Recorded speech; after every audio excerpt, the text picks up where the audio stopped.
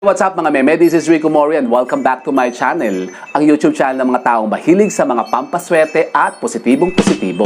Sus Mariosep, ngayon po ay weekend na naman ha mga meme.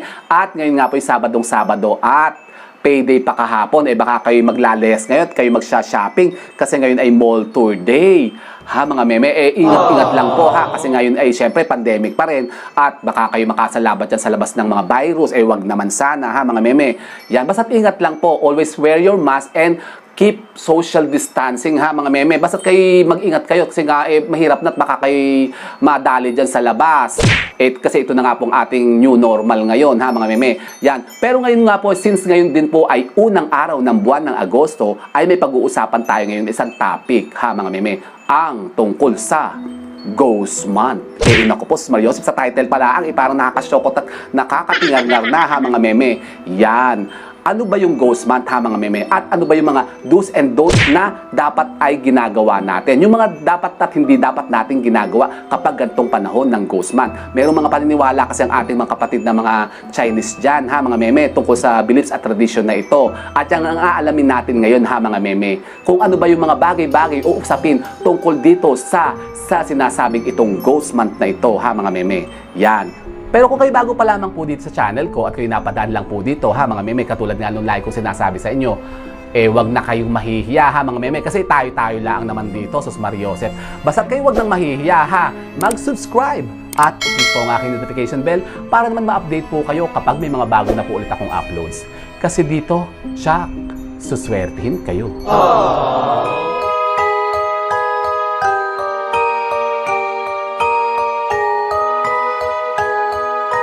Po mga meme at welcome back at good morning po ha. At ngayon nga po ay first day ng buwan ng August, sus Mariosep. At ngayon pag-uusapan nga natin ngayon ang tungkol sa Ghost Month, sus Mariosep. Ano ba yung Ghost Month? Inako po, yan ang pag-uusapan natin. Kasi po sa Chinese tradition po at mga Chinese beliefs, ito po ay isang Chinese tradition at beliefs na pinaniniwalaan ng ating mga kapatid na Chinoy at sineselebrate nila tuwing kapitong buwan ng kanilang lunar calendar. Ha mga meme, sus Mariosep. Ano ba ito? Ito po ay yung parang sinasabing ang gate daw po ng impyerno ay binubuksan kapag gantong mga panahon. So, kailan ba ito mag-start?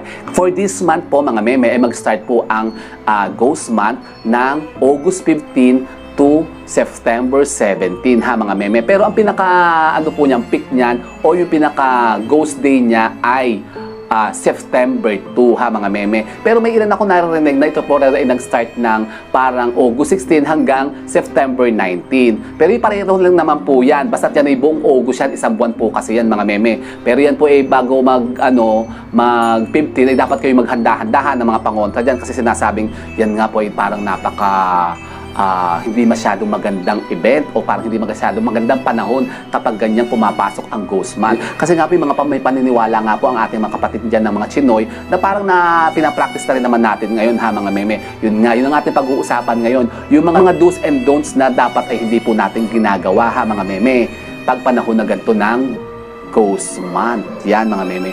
Alam niyo po ba na ang Ghost Month ay tinatawag nilang Hungry Ghost Festival din ha mga meme. Yan. Kasi ito daw po yung parang panahon na pinaniniwalaan na nagbubukas daw ang gate ng impyerno. Sus Mariosep, inako po. Impyerno talaga. Parang nakakasyoko talaga. At pwede daw pong lumabas yung mga kaluluwang yan. Siyempre, sino bang mga nasa impyerno kapag ka naandyan? Pag pinag-usapan ang impyerno, sino bang mga naandyan? Di ba siyempre yung mga evil at yung mga hayop-hayop? Naku po, sus Mario. Kaya nakakatakot po ha mga meme. Kaya yan parang hindi sinawalang bahala yung sinasabing Ghost Month na yan. Kasi nga po yan ay yung mga parang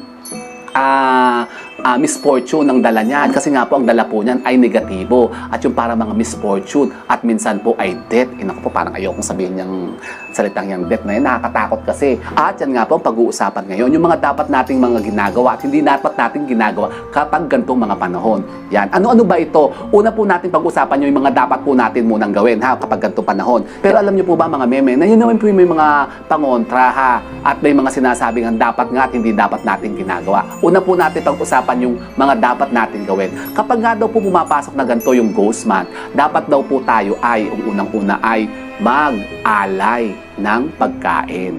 Yung pinaka-araw po ha, pero sinasabi dapat buwan-buwan daw po yun mag-aalay daw po kayo ng parang atang baga, yung offering, mag-o-offer kayo ng mga food, kasi pagka ganyan mga panahon nga, andyan yung mga kaluluwa nga, o yung mga espiritu, baka dalawin kayo sa bahay, baka wala kayong lapyok sa bahay, nako, mabubusit sila sa inyo. Wala kalaman-laman yung mga, yung mga rep ninyo, baka mamaya pag naghalungkat yung mga espiritu dyan, mabuwisit sa inyo at kayo bigyan ng misfortune. Nako po, wag naman. Yan ha mga meme, dapat daw po ay maghanda tayo kapag mga ganitong panahon. Maghanda tayo ng mga pagkain, kahit mga hupya-hupya laang, ng ganun. Mga sesto siguro, pwede na yun. O kahit na yung, kung ano yung ulam nyo sa bahay, kayo magsubilaang dyan ng konting parang ata. Ito po yung namin, alay namin, ganyan, parang ganun. Kahit anong ulam nyo, kahit sinigang o kahit galunggong, basta kayo mag-alay kayo, magtira-tira kayo dyan, o magsubi kayo dyan ha mga meme. Para hindi mabuwisit sa inyo yung mga kaluluwa na mapadaan sa inyo. Nako po, Sus Mariosep. Yan ha. Pero ang pinaka-peak daw po niyan ay yung September 2 nga. Doon kayo magbongga ng mag-lechon-lechon kayo o magpa-undox kayo dyan. Pwede naman po yun siguro. Minsanan lang naman yan sa isang taon. Sus Mariosep. Magpa-burger. O, diba? Yung pwede naman yun. Tapos i-coke. O, yan. Sus Mariosep. Matakok pa. Nako po, yan. At ang isa pa po ay mag-alay po daw tayo ng insenso. Magsindi po tayo ng insenso mga meme kapag kaganyan mga panahon. So, ito po ang insenso. Yan, mag-o-offer tayo, magsisindi tayo ng insenso everyday. Pero kahit naman po hindi everyday, pwede naman po yung sa September 2 na nga laang po. Pero mas mainam nga po kung buong buwan nga po ng August ay mag-alay kayo everyday para nga yung maitaboy nyo yung malas, para hindi sila para maitaboy nga natin yung mga negative na mga espiritong yan, para hindi sila makapasok ha mga meme. Ito po. Pero may rule po ang pagsisindi ng insenso ha mga meme. Pero alam niyo po ba mga meme na may rule din po ang pagsisindi ng insenso ha pagkabang ganitong panahon na kailangan daw po ang ating insenso ay dito natin. Kailangan daw po pag sinindihan po natin ng insenso natin ay dapat po ang sindi daw ng insenso ay hanggang dito bago tayo po iikot ha mga meme. Oo, kailangan daw po ay makarating dito yung sindi tapos tayo iikot ng clockwise ha sa ating mga bahay ha mga meme. Ako naman po hindi po soy expert pero ako naman po nagpa-practice din ng mga ganito. May konti rin naman po akong kaalaman pagdating sa mga ganyang pusoy-pulsoy ha mga meme. Yan. At yun nga mga meme, kapag daw tayo magsisindi ng ng insenso nga ay dapat nga po ang sindi ng insenso natin ay hanggang dito sa gitna ha mga meme. Tapos ito iikot natin dyan sa buong bahay natin. At dapat nga daw po ay pa-clockwise ang ating pag-ikot ha mga meme. Yan. Pagkatapos po ay tayo din po daw ay mag-aalay ng wishing paper o yung parang Chinese paper po. Kasi wala ako ngayong Chinese paper dito. Parang offering nyo po yun. Pwede kayo mag-wish doon para tungkol halimbawa doon sa mga kamag-anak nyo na mga nasa kabilang buhay na para ipagdasal nyo sila. Parang petition na rin na sila kung nasa impyerno man ngayon, makapunta na sila sa purgatorio. So, nako po. Yan ha mga meme. At ano ba yung mga dapat na hindi natin ginagawa kapag ganitong mga panahon? Nako, napakarami po niyan. At yun nga, meron din po mga hindi daw talaga dapat gawin kapag ganitong panahon ng Ghost Month ha mga meme. Unang-una na dyan ha. Wag daw po kayo maglilipat ng mga bagong bahay ha mga meme kasi malas po yan. Kasi baka kayo sundan ng mga espiritong yan, mga negatibong enerhiya na yan. Nako po, mamalasin kayo. Kaya hindi magandang maglilipat ngayon kapag Ghost Month. Yung mga gantong August, mga gantong month ng August ha. Parang hindi po maganda yan. Huwag kayo maglilipat yan. Hindi rin po maganda kapag kayo mag-start ng business pagkagatong mga panahon ha. At yung kayo pipit ng mga bagong kontrata o yung makikipag-deal sa mga bagong business Yan kasi parang hindi daw po maganda sa negosyo kapag gantong mga panahon. At pagkagantong mga panahon din po mga meme, iwasan nyo rin daw po ang magpakasal o mag-propose kayo ng marriage. Sus Mariosep, bakit kaya? Kasi nga, merong mga envious at saka mga jealous mga spirits na naandyan at baka kayo isumpa na malasin ang inyong pagsasama. Naku, wag naman. Yan, kaya hindi parang sinasabi, hindi mo numungkahin ng ating mga pusoy expert na magpakasal pagkagantong mga panahon. Yan. At yun nga po, yung mga major events baga, yung mga pinagbabawal po kasi yan, katulad ng pagpapa-opera. Yung mga major operation procedure, kung kayo po yung magpapasurgery, ay iwasan nyo po muna kasi matagal daw pong mag-heal or baka daw po kayo ay, yun na nga, hindi makasurvive. Pagka yung major ha, ano ba yung mga major? Yung mga sa heart, sa brain, sa loob, sa katawan, yan ay iwasan nyo po muna magpa-opera o magpa-surgery ha mga meme. Kasi nga, nag-iintay dyan yung mga, kumbaga yung mga negative nga at yung mga masamang espiritu ay nag-iintay ng pagkakataon na yan ay may mga tegoers sila, may mabibiktima. Pa kasi din sinasabi daw kasi, yung mga kaluluwang yan o yung mga espiritong yan ay pinalalabas sila ng impyerno para sila ay makapaghagilap ng kakapalit sa kanila, ng ipapalit sa kanila. Ganun, para po sila ay makapunta na sa purgatorio or yung iba ay makapag-reincarnate na sa ibang tao. Sus Marios, parang sila naghahanap ng kapalit nila. Kaya nga po sinasabi din na kapag gaganto mga panahon, ibawal daw po yung mag-swimming o yung mga outdoor activities, yung mga hiking, yung mga camping, kasi yung mga swimming, yan, mga bawal po kasi yan. Kasi yun daw po mga namatay halimbawa, nung mga namatay nung unang panahon sa swimming, yung mga nalunod, yan daw po yung nag-aabang yan sa mga swimming pool o sa mga dagat ng mga mabibiktima nila na parang kakapalit sa kanila, na parang ipapalit nila doon sa kaluluwa nila para sila ay maka-incarnate na, ganun. Pagka sa mga hiking naman, yung mga camping, yung mga nawawala sa bundok, baka kayo maligaw doon o kayo biglang mawala na lang at baka kayo mahulog sa mga bangin-bangin, edi tegoers na rin kayo. O yun, pagkakataon na nila yun. Tsaka bawal na bawal din daw po kapag ganito mga panahon daw po ng ghost month, yung pong kayo po maglalabas-labas, lalo na yung hating gabi na, yung magdadrive pa kayo, lalo na yung mga babae ha, ingat-ingat po kayo sa pagdadrive. Pag sa mga after 6 na po, pumirmis na ka sa pamamahay ninyo. Tapos yung mga bata din daw, bawal din daw po yung mga pagpagala-gala nga sa gabi. Yan, iwasan din daw po yan. Kapag kayo madilim-dilim na, ipapasukin nyo ng mga bata. Kasi ang mga kaluluwa nga, yung mga espiritu, ay andyan nga, nagliligid-ligid. Ha, mga meme. Bawal din daw po kapag kayo daw po matutulog kayo na nakaharap sa salamin. Kasi yan daw po yung mga salamin na ginagawa ng portal yan nga ng mga espiritu. Diba? Sabi ko nga sa inyo, baka daw makuha yung kaluluwa nyo, ipapalit nila dun sa impyerno, ipapadala kayo sa impyerno. Naku po, sus Marios. Ayoko, sus Mariose. At kapag kaganto din pong ghost month ay sinasabing bawal daw pong magbukas ng payong sa loob ng bahay, ha mga meme. Kasi kayo po'y baka sundan nga ng mga masamang espiritong yan. Kasi yan po ang pagiging parang portal nila at daanan nila. At baka mapakawalan nyo nga yung mga kaluluwang naan dyan. Bawal din po yung pumatay ng mga insekto. Kasi baka daw po yan, ng mga insektong yan ay yung mga parang makamag-anak natin na nag-aan yung mga insekto laang na kayo gusto laang dalawin at kayo i-check lang at gusto naman kayong bisitahin. Tapos inyong aapakan, ito yung tatampalin. Inyong Sus Marios. Mabubusit sa inyo yun. Yan. Bawal din daw po yung mga magpahilahilhaw kayo sa mga pader. Yung banggang mahilig kayo yung sumandal-sandal sa pader na ganyan, iwasan nyo po yan. Kasi yan daw po mga kallo pa lang yan, ay mahilig pa lang linger dyan sa mga pader-pader na sila mahilig magtago kasi malamig baga. So, yun lang mga pala. Tapos bakit ayaw sila magpugigi doon sa mga 7-Eleven? Malamig-lamig doon. Nako po. Yan, bawal daw pong sumandal-sandal sa mga pader ha. Kasi kayo baka masapian ng mga espiritu yan. Tapos bawal din daw po yung kayo magsasabit ng mga damit ninyo, lalo-lalo yung mga panty ninyo yan sa labas kapag kayong gabi na. Isamsamin nyo na at huwag nyo nang pahayaan na overnight. Kasi masama pati talaga yan mga meme ha. Kasi kahit na hindi ho ghost month, kasi baka yung mga panty nyo iniiwanan nyo nga, yung mga brief-brief nyo dyan, baka kayo magkakyawa. Ano yung kyawa? Yung kyawa, yung parang lalaki yung matres nyo, yung parang kayo magkakaroon ng cyst doon. Yun po yung kyawa, parang buhay na dugo. Yun, yung sinasabi, ano bang tawag doon? Meron term doon Basta kyawa po yung tawag doon ng matatanda. Kaya daw wag daw iiwanan. Sabi nga ng lola ko, hoy, ang panty nyo, samsamin nyo na! Ay, gabing-gabi na, magkakyawa kayo dyan! Sabi ko naman, nakakatakot. Yan, bawal po yan, ha? Pero nga ito sinasabi kapag ka-ghost month, ay bawal nga pong iwanan ng mga damit ng overnight sa labas kasi baka na po'y kunin nila at ay sasapi sa inyo. Sus Mariosep. Yan. So ano pa? Yun, bawal din daw po yung mga party-party nga at bawal daw kumain ng masasarap. Bakit naman? Bawal kumain ng masasarap? Mga cake, ice cream, ganun? Sus Mariosep, magbe-birthday pa man din ako. Sus Mariosep, birth month ko ngayon ha, August. Nako po. Yan, bawal daw po yan. Kasi yan parang naiinggit sila baga.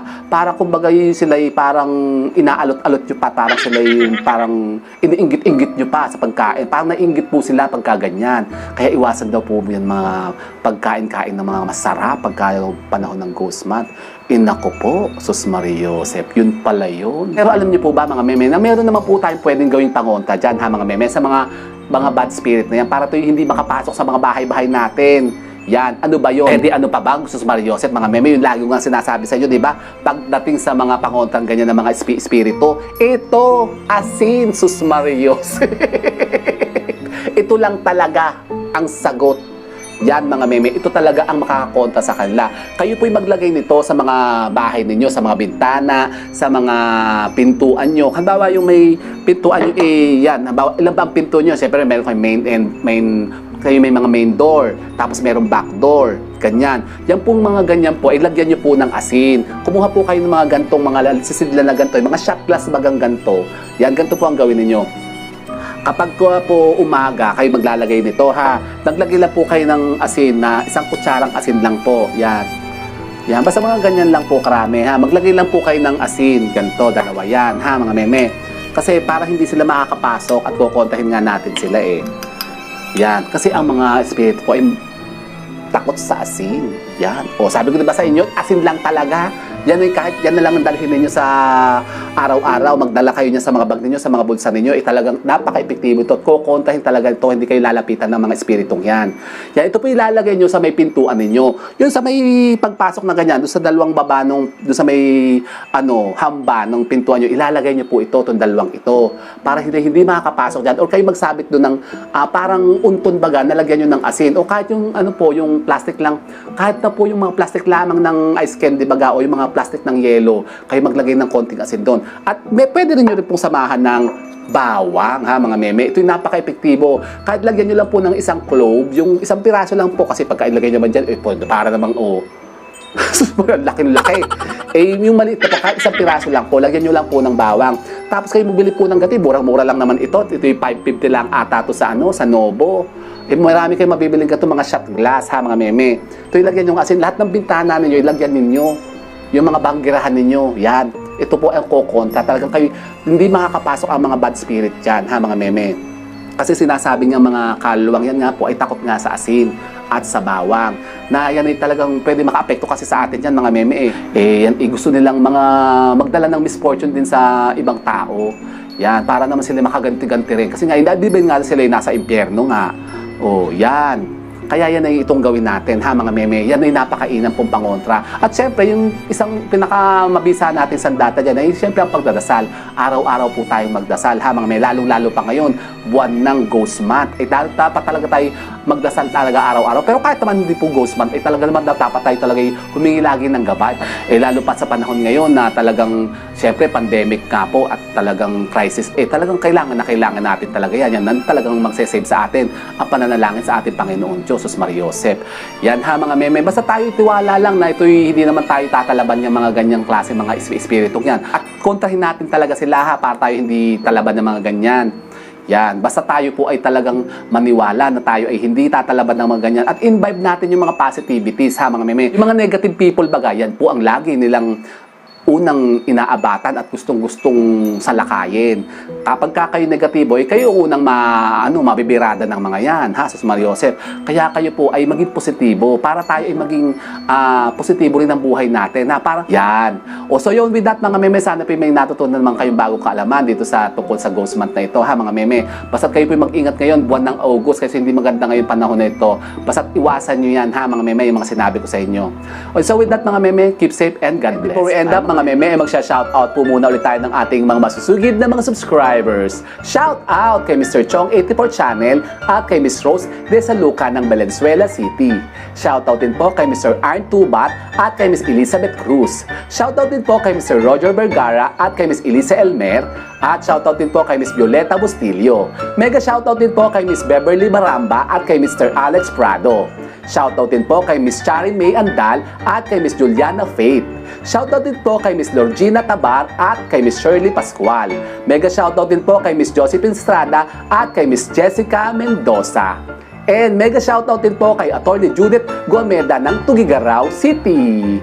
And with that mga meme, keep safe and God bless. Bye mga meme!